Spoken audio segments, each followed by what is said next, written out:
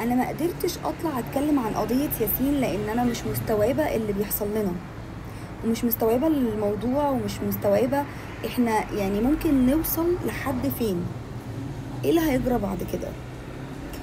قلبي معاه وقلبي مع اهله، وحقيقي احنا واصلين لبشاعة كبيرة قوي وحاجات مش احسن حاجة بجد.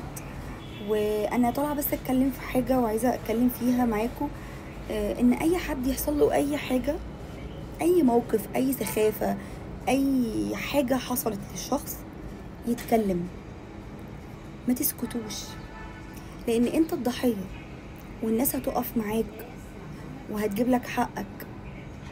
صدقني اوعى تخاف من اي حاجة، مهما كنت بتتهدد، مهما كان اي حد بيهدد حياتك، اهلك، اتكلم.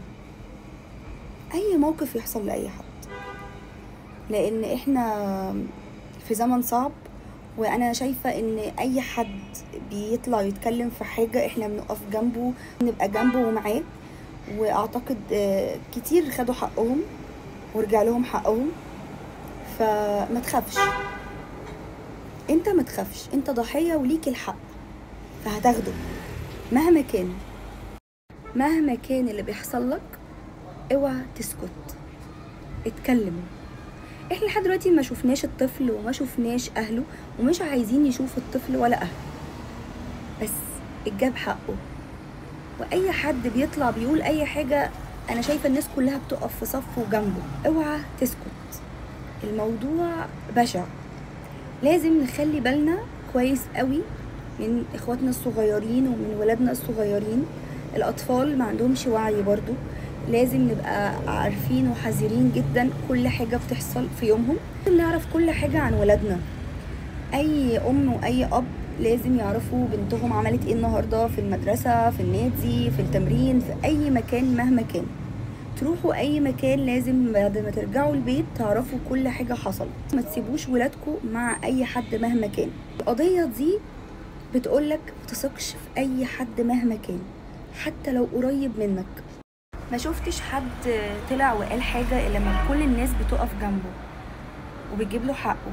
احنا كلنا هنقف جنبكم، اتكلموا، اوعوا تسكتوا.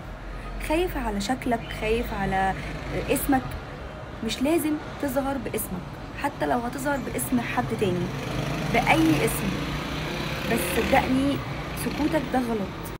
مثلا مرض الكورونا، لو كل واحد تخيلوا كده خبى المرض تمام وما بينش ان هو عنده كورونا، احنا ما كناش هنعرف ايه مرض الكورونا وده ايه وهيجيلنا ازاي. احنا ما ينفعش نسكت. الاشخاص اللي بتعمل كده بتحسسك ان انت الطرف الاضعف، بتحسسك طول الوقت بده، لكن انت الحقيقه ان انت الطرف الاقوى والضحيه واللي هيتجاب حقه، لان انت اللي معاك الحق. وبالتالي الناس دي بتلعب على انها بتهددك وتخوفك، لكن هم اضعف بكتير. للاسف الناس دي بتعمل كده علشان فعلا تحسسكم ان انتوا اللي ضعفة، وان انتوا اللي مالكوش حق، وان انتوا اصلا مهما اتكلمتوا محدش هياخد حقكم ولا هيجيبه لكم. لكن ده مش هيحصل، هم عشان خايفين كمان، عشان هم اكتر ناس جبانه. يكونوا عارفين كويس اي حد بيلمسكوا، اي حد بيبتزكوا، اي حد بيهددكوا، عايز يعمل اي حاجه معاكوا، صدقوني انتوا الطرف الاقوى، وانتوا اللي ليكوا الحق، وانتوا اللي هيتجاب حقكم.